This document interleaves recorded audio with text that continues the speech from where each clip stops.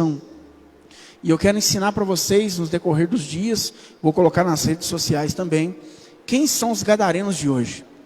Se vamos resgatar os gadarenos, quem são os gadarenos? Né?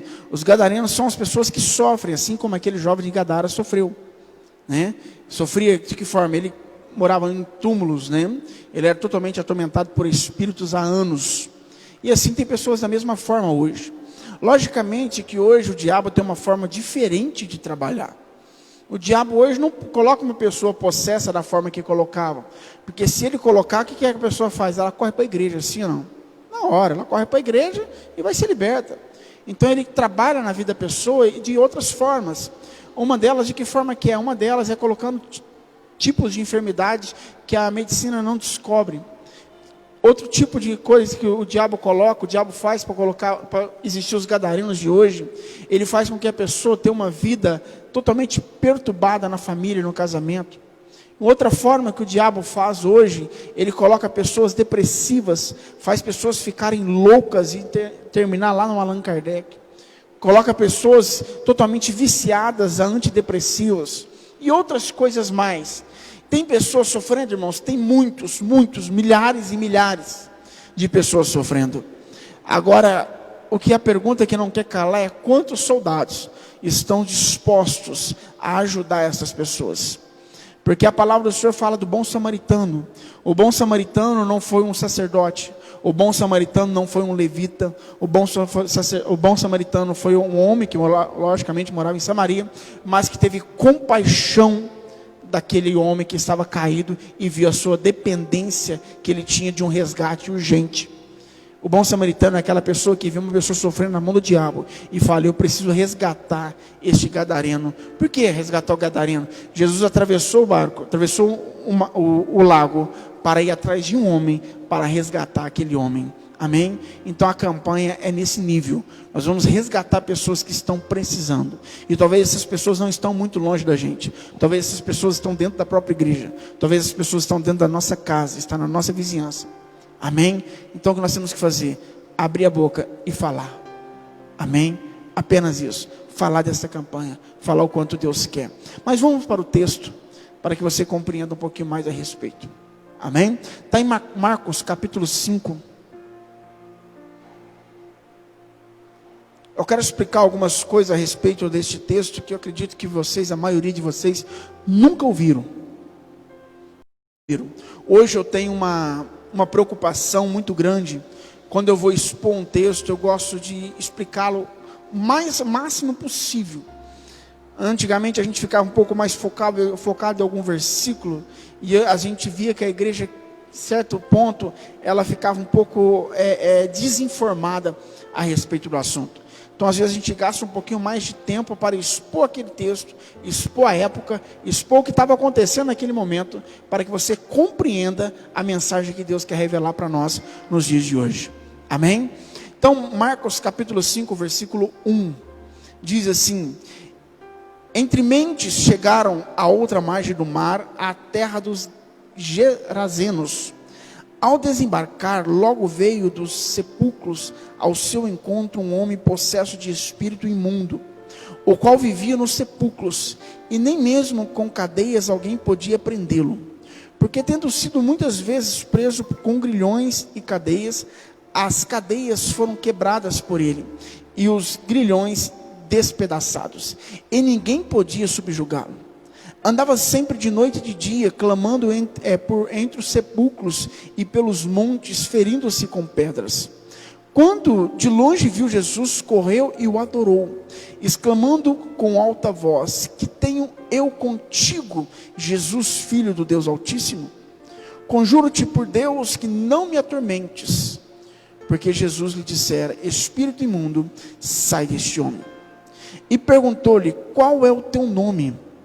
Respondeu ele: Legião é o meu nome, porque somos muitos. E rogou-lhes encarecidamente que não lhe mandasse para fora do país. Ora, pastava ali perto do monte uma grande manada de porcos. E os espíritos imundos rogaram a Jesus, dizendo: manda-nos para os porcos, para que entremos neles. Jesus o permitiu. Então, saindo, os espíritos imundos entraram nos porcos, e a manada, que era cerca de 2.000, precipitou-se despenhadeiro abaixo para dentro do mar, onde se afogaram. Os porqueiros fugiram e anunciaram na cidade e pelos campos. Amém, povo de Deus? Primeira coisa, irmãos, que eu quero trazer você à memória, é do estado que Israel estava vivendo naquela época. Israel naquela época estava clamando desesperadamente pelo Messias. Eles queriam que o Messias viesse, como o profeta Isaías tinha falado, como o profeta Jeremias tinha falado, como tantos outros profetas tinham falado da vinda do Messias. Eles aguardavam o Messias, porque eles queriam se livrar das mãos, das garras do Império Romano, que estava oprimindo eles grandemente. Então eles clamavam, eles chegavam a se externar dentro deles: meu Deus, por que o Senhor não vem? Meu Deus, por que o Senhor não dá um basta nessa situação? Eles eram afligidos totalmente pelos soldados romanos. Todos nós sabemos que Israel, o povo judeu, eles não comem carne de porco até hoje, porque eles entenderam no Velho Testamento, por uma lei mosaica, que o porco, ele era imundo. E os romanos, eles tinham como se fosse hoje um time de futebol, né? O time de futebol, você pega lá o Palmeiras, né? O mascote dele é o porco, não é isso? O Corinthians, o mascote é a águia, é isso? Me ajuda aqui, irmãos, não entendo muito de futebol, não. O Cruzeiro é o galo, não é isso? Então eles tinham 3 tipos de mascote, os soldados romanos, né? E um deles era um porco, que era um tipo de mascote deles. Então os soldados pegavam uma espécie de um pedaço do porco, do osso do porco, e colocavam no seu, como um medalhão. E eles transitavam em Israel, né, ofendendo pela sua presença ali, pela sua opressão em cima do povo, e ao mesmo tempo com aquele, né, porco ali, que para eles ali era uma ofensa, né, o que estava acontecendo. E o povo clamava desesperadamente: Deus, por que o Senhor não entra com providência? Deus, por que o Senhor nos ama tanto? Nós somos o teu povo. Por que o Senhor não dá um basta nessa situação a qual nós estamos vivendo? Eu acredito que hoje não é diferente. Existem muitos hoje aqui que estão aqui presentes, que devem estar perguntando para Deus da mesma forma: Deus, por que o Senhor me ama? Por que o Senhor não dá um basta no meu sofrimento? Se o Senhor me ama, por que o Senhor permite eu passar por isso, por aquilo outro? Por que, meu Deus? Eu acredito que dezenas, centenas e milhares de pessoas perguntam isso constantemente. Deus, entra com providência, tira eu dessa opressão. Assim como o povo judeu pedia a Deus para que ele viesse tirar eles da opressão do Império Romano. E aquele povo clamava a Deus, buscava a Deus, porque eles não aguentavam mais ser afligidos por isso. Eu estou explicando um pouquinho dessa parte, porque nós precisamos entender o texto. Então conta-se, Jesus veio, o povo judeu não aceitou, né, Jesus, todos nós sabemos disso, porque eles entendiam que Jesus, que o Messias, quando viesse, a primeira coisa que eles iam fazer é tirar eles da garra, né, do Império Romano. Mas Jesus veio, Jesus estava transitando pela terra, Jesus estava fazendo grandes milagres, e então chega nessa hora, aonde Jesus vai atravessar a margem do rio, ou a margem do lago, e chega lá, ele encontra um jovem, né, gadareno. Se você pegar no livro de Mateus capítulo 8, versículo 28, fala que existia 2 homens, ou 2 pessoas vindo endemoniadas. Quando você pega o livro de Marcos e o livro de Lucas, fala apenas de uma pessoa.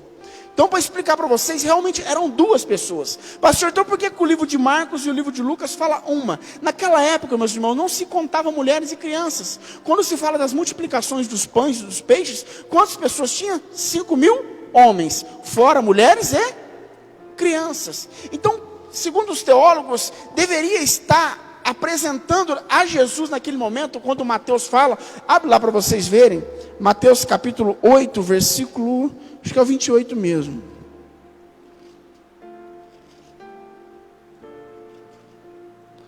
É porque a gente tem que tentar separar, irmão. Isso aqui é uma pregação um pouquinho mais positiva. A gente tem que tentar separar o momento. Quem estava escrevendo, Mateus viveu esse momento, né? Mateus, ele era o cobrador de impostos, um dos apóstolos de Jesus. Ele viveu este momento. Marcos não. Marcos narrou o momento vivido, que outra pessoa viveu, né? Você pegar Mateus capítulo 8, versículo... Isso, 28 fala assim. O título já fala, né? A cura de 2 endemoniados de Gadarenos, né? Tendo eles chegado a outra margem da terra dos Gadarenos, vieram ao encontro 2 endemoniados. Quando nós lemos aqui em Marcos, fala de 1, só que era 2 mesmo, só que não se sabe se era uma mulher ou uma criança. Mas sabemos, vamos dizer um exemplo para você entender a narrativa. Vamos dizer que a gente começa hoje uma campanha de libertação e começa uma libertação forte aqui na igreja. Uma pessoa, cai 3 pessoas manifestadas, possessas de espírito. 2 pessoas ficam calma, manifestada, mas o espírito está calmo. E uma pessoa está brava, o espírito está fazendo muita como é que fala? Arruaça, mais fácil. Arruaça, né? Então o que você vai? Você vai esquecer dos 2, vai ou não vai? Você vai esquecer dos 2 e vai fixar naquele que está nervoso, naquele que está, né, fazendo todo aquele auê. Foi a mesma coisa que aconteceu no livro de Mateus. Mateus estava presente e viu os 2. Só que quando Marcos foi escrever o livro, que agora era uma narrativa de pessoas que tinham dito para ele como foi aquele momento, ele então descreve aquele que estava fazendo mais folia, mais bravo, mais, né, se expressando mais. Mas você vê aqui agora também no livro de Mateus, e hoje eu gosto de explicar, porque eu sempre tive dúvida de muita coisa. Eu via 2, falava, no livro está falando 2, no outro está falando 1, agora está explicado. Só que você vê no livro de Mateus, fala Gadareno, você vai no livro de Marcos, fala Gesareno. Pastor, era na cidade de Gadara, na cidade de Gesareno, pastor. Irmãos, naquela província, existia Gadara, existia Gesareno, existia uma outra que eu esqueci agora. Então ele estava ali perto, amém? Não importa se ele era de Gesareno, se ele era de Gadara. Depois ele pregou nas Decápolis nisso, nas 10 cidades circunvizinhas. Amém? Explicaram até aqui? Agora vamos para uma outra parte. Aí aquele homem endemoniado chega até Jesus e fala: Filho do Deus Altíssimo, por que vieste me perturbar fora do tempo? Por que vieste me perturbar? E Jesus fala: qual é o teu nome? Ele fala: meu nome é Legião, porque somos muito. Legião, porque somos muito. Entenda uma coisa, igreja. Não existe na vida de um cristão, e principalmente na vida de Cristo, coincidência. Existe providência. Na nossa vida não é diferente, não existe coincidência, existe providência de Deus. Todas as vezes que Deus faz alguma coisa e permite alguma coisa acontecer na nossa vida, não é por acaso, é porque Deus tem algum plano naquele momento. Jesus, quando atravessou o lago e foi libertar aquele jovem, logicamente que Jesus queria ver a libertação daquele jovem. Jesus queria tirar aquele jovem da mão do diabo, só que ali tinha um propósito muito maior do que a libertação às vezes daquele jovem. Porque tinha um povo clamando por libertação, tinha um povo clamando para que Deus agisse, tomasse providência e tirasse do Império Romano o poder sobre eles. E Jesus foi ali para mostrar por que ele ainda não tinha tirado e por que ele não tirou. Quando o demônio fala somos legiões, ele está falando somos muitos, somos milhares. Da mesma forma que os soldados eram muitos e eram milhares que estavam assolando e assombrando o povo judeu. Quando aquele demônio chega diante de Jesus e fala assim: não nos expulse fora do país. Você vai ver no livro de Marcos sobre isso. Não nos expulse fora do país, mas nos manda para aquela manada de porcos. É óbvio que a gente quer saber o que o diabo queria aqui. O diabo queria o quê? Que quando Jesus fizesse isso, o povo se revoltasse contra Jesus. Mas por que Jesus aceitou o pedido de Satanás? Por que ele permitiu? Eu me perguntava isso, irmãos. Por que Jesus cedeu ao capricho do diabo o pedido? Não nos expulse fora do país, mas nos coloque na manada de porcos. Porque havia um propósito. E um dos primeiros propósitos que eu vejo aqui, Deus estava ensinando uma coisa para o povo de Israel, entre linhas do que estava acontecendo. Jesus mostrou para eles, ao tirar aquele demônio e lançar aos porcos, Jesus mostrou para eles por que Deus não estava tirando os soldados ali de Roma, de dentro da cidade de Jerusalém, ou de dentro da cidade do estado do país de Israel. Estava mostrando para ele, por causa da dureza do vosso coração, eu não vou expulsar os romanos do país, eu não vou expulsar os demônios do país. E agora Jesus mostra para ele o seguinte: agora eu vou catar os porcos, soldados que tinham os porcos, e vou fazer com que eles precipitam-se no mar. Ou seja, Jesus estava mostrando para eles o seguinte: eu tenho dito para vocês o seguinte: se vocês não aquebrantar o coração de vocês, por mais que vocês clamem, por mais que vocês peçam, por mais que vocês façam, não tem como eu tirar o mal de vocês.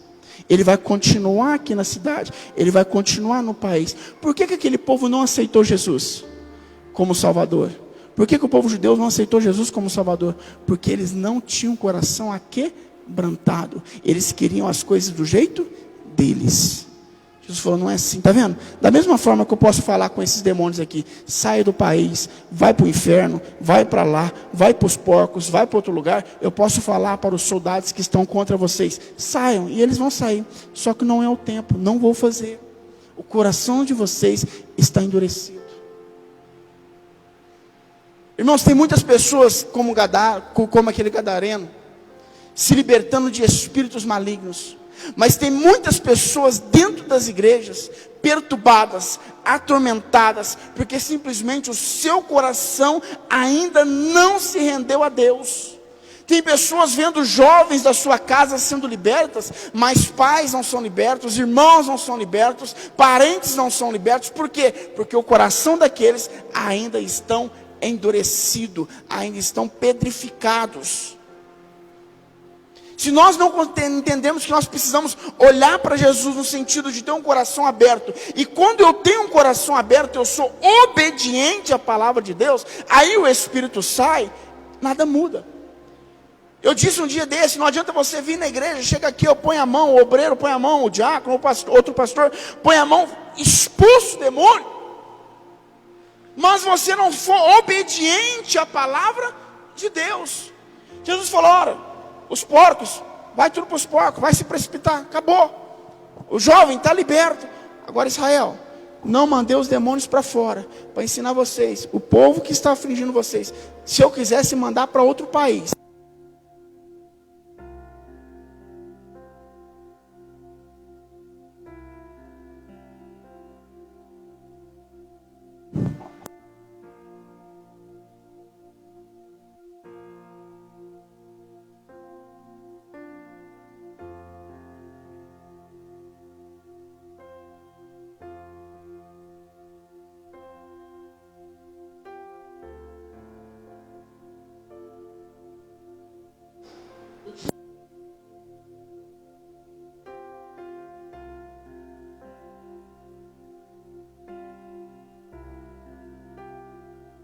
estava dizendo assim: eu tenho o poder de mandar todos eles embora. Eu tenho o poder de acabar com o Império Romano. Eu tenho o poder de mudar a vida de vocês. Só que eu não posso fazer, porque vocês simplesmente não me aceitam. Não querem mudança. Não estão dispostos a obedecer. Quem está compreendendo? Então, explicando o texto, por que os demônios, Jesus cedeu e mandou que os demônios fossem para os porcos, explicando por que havia dois num texto e um em outro texto, explicando a respeito das cidades. Eu quero falar agora a respeito da pessoa do gadareno, a pessoa de Gadara.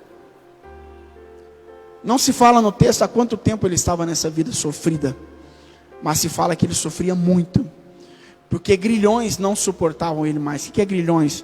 É tipo algema, aquelas correntes pequenas. Aquilo é os grilhões. Quando punha, ele arrebentava os grilhões. Tentava prendê-lo, não resolvia. A vida dele era dormir no cemitério. A vida dele era ficar perambulando para tudo quanto é lado. Não tinha paz. Se você pegar um outro versículo, fala de outra libertação, aí já é um outro jovem, fala que o demônio fazia com que a pessoa espumava a boca. Ele entrava no fogo, ele entrava na água, e não tinha jeito para ele também, seja um outro. Nós vemos que o diabo trabalhava de uma forma terrível na vida das pessoas. Se você já assistiu algum filme de exorcismo, é mais ou menos daquele jeito. Mas hoje nós não vemos esse mesmo trabalhar do diabo.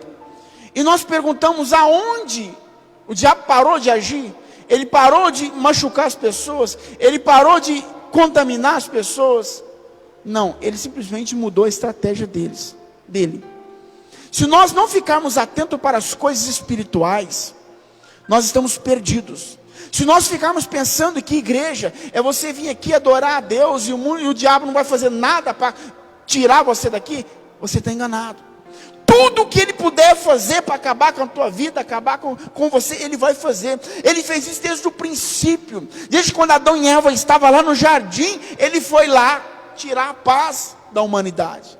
Ele foi lá pegar toda a maravilha que nós poderíamos ter hoje, ele tirou.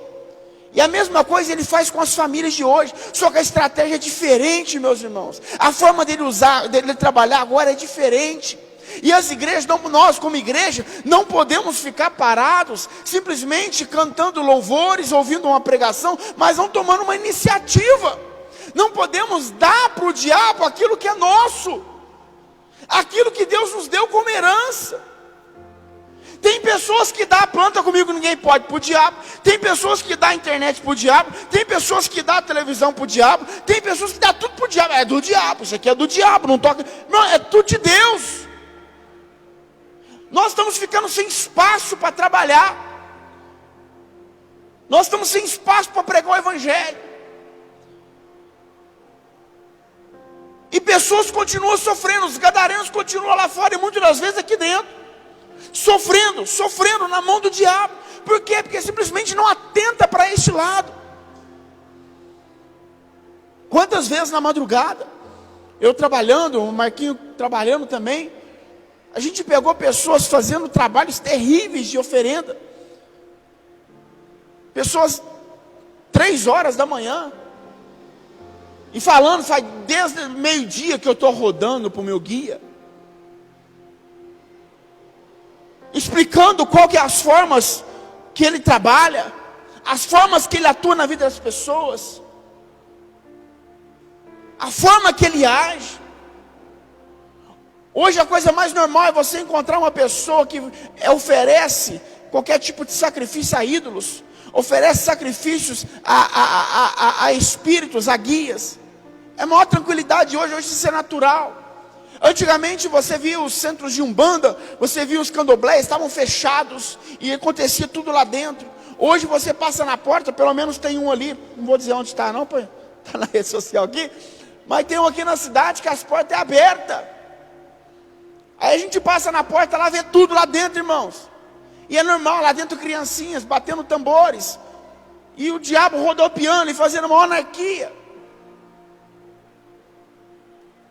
E a igreja hoje o que tem feito? Nada, a igreja tem vergonha de carregar a Bíblia.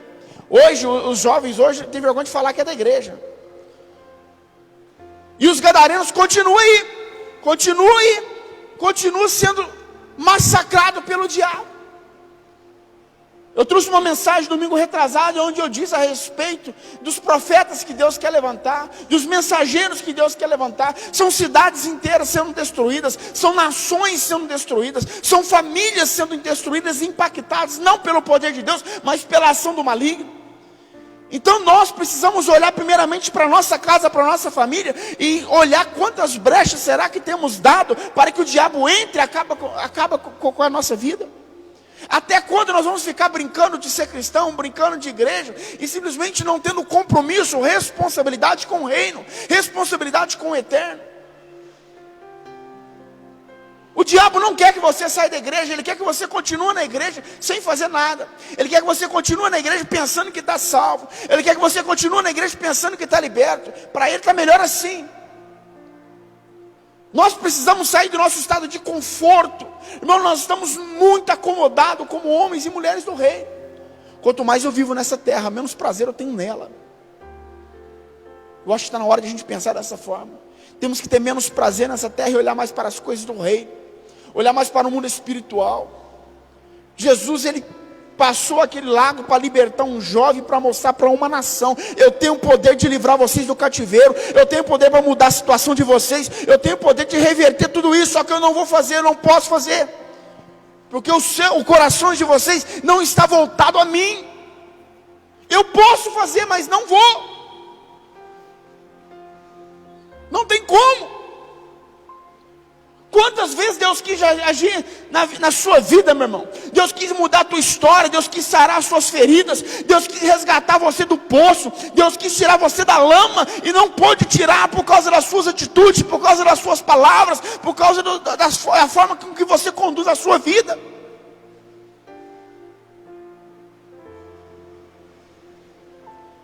Nós precisamos olhar para as maravilhas de Deus e parar de entregar para o diabo aquilo que nos pertence, aquilo que pertence a Deus. Precisamos olhar para o céu e ver o quanto Ele é magnífico, o quanto Ele é poderoso. Nós precisamos de parar de olhar a Deus e ver assim: nossa, enquanto Ele está me abençoando, está bom. Parou de me abençoar e não é Deus mais.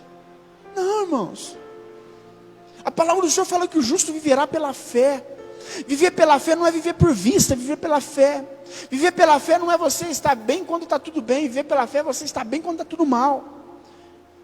É saber que ainda que a figueira não floresça, ainda que a vide não dê o seu fruto, ainda que a videira minta, ainda que não há gado não aprisque, todavia Ele é Deus, todavia Ele é Senhor. Saber que todas as coisas cooperam para o bem daquele que ama e serve a Deus. Entender que este mundo ele não está melhorando, ele vai piorar a cada dia mais. Ele não tem melhora. A nossa melhora está no reino. Nós precisamos buscar as coisas do reino. Pastor, mas eu queria ter um casamento feliz. Pastor, eu quero ter uma vida bem sucedida. Irmão, vai ter. A palavra só fala assim: busca primeiro o meu reino. Essas coisas eu vou acrescentar na vida de vocês. Quando aquele jovem foi liberto por Jesus, Jesus falou assim: saia dele, Satanás. E Satanás saiu, aquela legião saiu. Jesus foi expulso da cidade por ter matado aqueles porcos, por ter dado prejuízo àqueles criadores. Tem muita gente expulsando Jesus da sua vida, Jesus do seu coração, Jesus da sua família, por causa de prejuízo. Jesus tem dado prejuízo para muita gente, irmão. Sabe de que forma? É porque Jesus não aceita você de qualquer maneira. Jesus não aceita você vender qualquer coisa. Jesus não aceita você pisar em qualquer lugar. Jesus não aceita você estar de qualquer maneira. Não. Quem que seja para perder, mas para estar com Cristo tem que estar do jeito dele. É do jeito dele. Nós precisamos olhar para o reino de Deus e entender que a maravilha do Senhor virá sobre nós a partir do momento que houver uma obediência e um coração reto e sincero diante dele. A palavra do Senhor fala assim: para que a semente dê fruto, ela precisa morrer. Logicamente que estava falando de Cristo, que ele precisava morrer para que viesse a salvação sobre nós, mas também serve para nós. Deus não quer te dar vida nesse momento, Ele quer matar essa vidinha que você tem para te dar uma vida com abundância. Deus não vai catar a sua vida e fazer ela, modificar ela, não. Ele quer matar você e te fazer de novo. Ele quer me matar e fazer de novo. Não adianta a gente querer achar um jeito para adorar a Deus da forma que nós somos, não. A palavra do Senhor fala assim, que Ele não aceita louvores de homens. Poxa, como que eu faço, pastor? Louva a Deus espiritual. Amém? Tem que louvar a Deus em espírito. Aí sim Ele vai aceitar o seu louvor. O meu louvor foi liberto. Ele queria acompanhar Jesus. Ele queria estar junto com os 12. Ou junto com os 70. Talvez junto com a multidão que acompanhava Jesus. Eu quero estar perto de Jesus. Eu quero estar... Ele falou, não. Volte para casa. Conte à tua família tudo o que aconteceu com você. Irmãos, que decepção para aquele jovem, não seria? Eu quero acompanhar Jesus. Jesus não deixou, mas ele entendeu. Ei, eu tenho uma missão maior para você. Eu não te libertei para você viver a sua vida. Eu te libertei para que você desse vida. O milagre que Jesus fez em nós não serve apenas para nós. O milagre que Ele fez em nós é porque Ele quer que nós venhamos a dar vida em outras pessoas, transmitir os milagres para outras pessoas. E quando aquele jovem voltou para sua casa, diz a palavra de Deus que ele pregou em toda Decápolis, ou seja, ele pregou em todas as 10 cidades circunvizinhas. Pessoas foram mudadas, pessoas foram transformadas, pessoas foram libertas. Aquele jovem não tinha teologia, aquele jovem ele não tinha andado com Jesus, ele não sabia quase nada sobre o reino, mas ele sabia a transformação que tinha acontecido na sua vida. Tem muita gente querendo se capacitar, tem muita gente querendo ser intelectual. Irmão, a sua vida é o melhor exemplo para que outra vida seja mudada e transformada. É a sua vida, o seu caráter, a sua transformação, o seu testemunho é o melhor evangelismo que existe. É o melhor que existe. Certa vez conta de um homem passando na porta de um bar com a Bíblia debaixo do braço, e uma pessoa estava com vinho na mão, começou a zombar, querendo: ei, você que está passando com a Bíblia aí, fala uma coisa para mim. Como que pode, igual está na sua Bíblia aí, Jesus transformar a água num vinho desse aqui tão bom? Como que pode isso? Isso é loucura. Tirando sarro, estava embriagado. O rapaz olhou para aquele homem e falou assim: olha, eu não cheguei nessa parte, eu sou recém-convertido, eu não cheguei nessa parte ainda onde Jesus transformou a água pelo vinho. Só que eu vou dizer uma coisa para você: eu era enfermo e hoje sou curado. Eu era endemoniado e hoje eu sou liberto. Eu era triste e hoje sou feliz. Eu vivia um casamento destruído e hoje eu tenho um casamento abençoado. Eu não sei se Ele transformou a água em vinho, mas a minha vida Ele transformou. A minha vida Ele mudou. E eu acho que está na hora da gente fazer isso. Mostrar para as pessoas o quanto Deus mudou o caráter, mudou a nossa forma de pensar, a nossa forma de vestir, a nossa forma de agir, a nossa forma de falar. Amém, povo de Deus? E Deus nos libertou para quê? Para ficar aqui? Não. Igreja significa enviados, saindo para fora. Deus nos chamou para que nós venhamos olhar para o nosso pai, para a nossa mãe, para os nossos irmãos, para os nossos filhos, para os nossos vizinhos, para os nossos amigos e falar: vamos para a casa de Deus, vamos para a casa do Pai. Jesus quer mudar a tua história, Jesus quer mudar a tua vida. Nós precisamos resgatar gadarenos nessa noite, amém? Ou neste ano, irmãos, esse ano está apenas começando, tem muita água para rolar debaixo dessa ponte ainda, e cabe a nós fazermos a diferença, amém? Cabe a nós mudar este mundo, mudar tudo isso aqui, cabe a nós. Não precisamos querer mudar pessoas, vamos mudar nós, porque se a gente mudar, pessoas que estão ao nosso lado mudarão também, amém? Serão impactadas pelo nosso testemunho, pelo nosso projeto de vida, amém, povo de Deus? Se coloca de pé no nome de Jesus.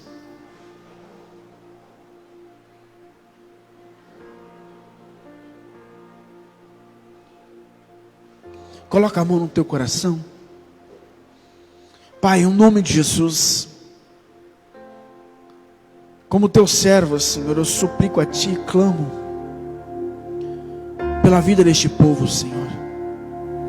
Tantos esses, Senhor, que estão aqui presentes, Senhor, quantos que estão nos assistindo, meu Pai. O Senhor é um Deus de milagre. O Senhor é um Deus de transformação. O Senhor é um Deus de libertação, meu Pai. O Senhor tem a graça para nos dar. E a graça, Deus, significa nos entregar aquilo que nós não merecemos. Não merecemos nada, Senhor. Não merecemos nada, Senhor. Não merecemos o perdão, não merecemos estar vivo, não merecemos estar aqui, não merecemos nada. Mas a Tua graça nos dá isso. A Tua graça nos dá, meu Pai querido, esse momento tão honroso, tão poderoso, tão especial, que é estar na Tua casa, na Tua presença, Te adorando, Te servindo. Não existe, Senhor, um melhor momento na nossa vida do que estar na Tua presença. Não há, Senhor. Não há. E a tua graça nos proporciona isso, nos entrega aquilo que nós não merecemos. Mas também, Senhor, clamamos a Ti pela Tua misericórdia. E misericórdia, Senhor, é quando o Senhor nos livra de algo que merecemos. Merecemos, Senhor, ser condenados. Merecemos, Senhor, estar julgados. Merecemos, Senhor, ir para o inferno. Merecemos, meu Pai, todo tipo de mal, Senhor, porque a nossa carne é má. Mas a Tua misericórdia não nos permite isso, Senhor. A Tua misericórdia, Senhor, nos livra de todo mal. Então que a Tua graça e misericórdia jamais se aparte dessa casa, Senhor. Jamais se aparte dessas vidas. Jamais se aparte, Senhor, dessas famílias.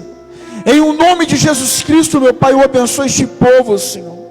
Eu abençoo esses que estão, meu Pai, aqui agora, Senhor, voltando, meu Pai querido, o seu coração para Ti. Meu Deus, na sua casa, Senhor, aqui na igreja, meu Pai. Pessoas que estão, Pai, neste momento falando: Senhor, eu preciso estar diante da Tua presença. Eu preciso, meu Pai, estar diante de Ti. Eu preciso, meu Pai, voltar para a Tua casa. Eu preciso, Senhor, me suplicar o Teu nome, clamar a Ti. Eu preciso buscar a Ti em espírito e em verdade, meu Pai. É por esses que estão aflitos, desesperados, meu Pai, e aquebrantados que eu oro, Senhor. Que eu intercedo, meu Pai. Vá de encontro a essas vidas, Senhor. Vá de encontro a estes corações. Muda essa história. Arranca este mal, meu Pai. Oh, meu Deus, essa obra diabólica que tem atormentado, meu Pai querido, essas famílias, que tem atormentado essa nação, esta cidade, meu Pai. Em o nome de Jesus Cristo, meu Senhor, arranca este mal. Arranque estes demônios. Arranque esta enfermidade, meu Pai. Em o nome de Jesus, eu intercedo por este povo, Senhor. Eu clamo a Ti por este povo, Senhor. Oh, Papai, em o nome de Jesus Cristo, trabalha agora nessas mentes. Trabalha nos corações. Muda, Senhor. Vai atrás, Senhor, do aflito, do oprimido, Senhor. Dos gadarenos, Senhor. Há muitos, Senhor, que estão sofrendo, Senhor. Há muitos, Senhor Pai querido, que estão pensando em tirar a sua própria vida, Senhor. Há muitos, Senhor, que falam: basta, eu não aguento mais, Senhor. Oh, meu Deus, agora envia o Teu anjo poderoso agora e tira esse pensamento. Mostre que o Senhor é Deus. O Senhor é Senhor da vida deles. Oh, meu Pai, tem muitos, Senhor, que estão como os judeus: não aguento mais, não dá. Senhor, entra com providência. Senhor, estende as Tuas mãos. Tem muitos clamando, Senhor, e parece que não vem resposta. E nesta noite clamamos: oh, Papai. Oh, Papai. Em o nome de Jesus Cristo, queremos estar com o coração quebrantados para que o Senhor possa fazer um milagre em nossas vidas, nessas famílias. Oh, meu Pai, aquela pessoa que está internada, pessoa que está no presídio, Senhor, pessoas que estão na calçadas, nas esquinas, vai de encontro a elas, meu Pai. Nos envia até elas, meu Deus. Em o nome de Jesus Cristo, meu Pai, eu intercedo por este povo. Intercedo por todos que estão aqui presentes, que choram, que sofrem por um problema, Senhor, às vezes de depressão, de ansiedade, enfermidades, problemas, Senhor, com a família, com os filhos, com os pais, problema com o esposo, com a esposa, meu Pai. Eu clamo por eles, Senhor. Lhe peço, Senhor, entra com providência. Mude essa história, meu Pai. Sara as feridas. Oh, meu Pai, perdoe os pecados. Todos os pecados sejam perdoados, meu Pai, para que todos possamos começar uma nova vida a partir de hoje. Morrer para este mundo e viver para o Senhor. Viver para a Tua honra, viver para a Tua glória, viver para Ti e por Ti, meu Pai. Porque a Tua palavra nos diz, Senhor, que para Ti foi feito todas as coisas, meu Deus.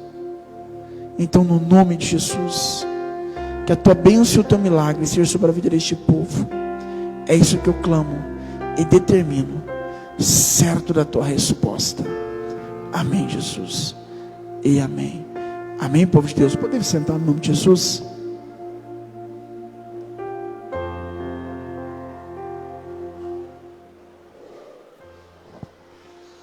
Glória a Deus. Nossa campanha Resgate dos Gadarenos vai começar dia 3. O máximo que a gente pode fazer é colocar na rede social, mas o limite de alcance ainda é pequeno, porque tem muitas campanhas em muitas igrejas e muitas coisas, e as pessoas às vezes ficam meio perdidas, não sabem para onde ir, não sabem se vai, se deixa de ir. Mas quando você convida a pessoa, é como se você falasse para a pessoa assim: vamos para minha casa almoçar? A pessoa se sente honrada pelo convite. Quando você diz assim: vamos para a igreja que eu congrego, para que uma palavra possa ser implantada no seu coração, para que o pastor possa orar por você, abençoar a sua vida, a pessoa vai se sentir honrada por este convite. Você é capaz de gerar uma outra pessoa. A palavra do Senhor fala que sim, que feliz é aquele que traz uma pessoa de volta, que livra uma pessoa da morte, que livra a pessoa do mundo, porque dela é arrebatado, é tirado, é apagado multidões de pecados. Então é a nossa parte, é o nosso papel. Essa campanha não é simplesmente uma campanha de evangelização, de libertação, é uma campanha evangelística. Porque você vai falar para a pessoa, o objetivo da campanha é libertação. É libertação. É libertar as pessoas. Estamos começando em consagração em prol dessa campanha. Os diáconos vão começar, pastores, líderes, cada um de nós, para que Deus faça um milagre. Amém? E mude a história desse povo, no nome de Jesus. E mude a nossa história também. Amém? Quem quer ser um canal de bênção? Amém? Canal de bênção passa por você e vai para a pessoa. Amém? Quem quer receber poder do Espírito Santo? Significa autoridade. A autoridade é para que você faça algo para o reino. E Ele só te dará se você fizer algo para o reino. Amém? Então, pense nessa campanha. Dia 3 vamos iniciar. Amém? Irmãos, domingo temos culto normalmente, 7 horas da noite. Amém? Por enquanto não mudou nada, né? Está tendo muitos ruídos aí. Pois se puder desligar aqui, pode desligar, tá? Tem muitos ruídos aí. Amém? De fase vermelha, não sei. Mas por enquanto não tem nada certo. Nosso culto é 7 horas da noite, domingo normalmente. Amém?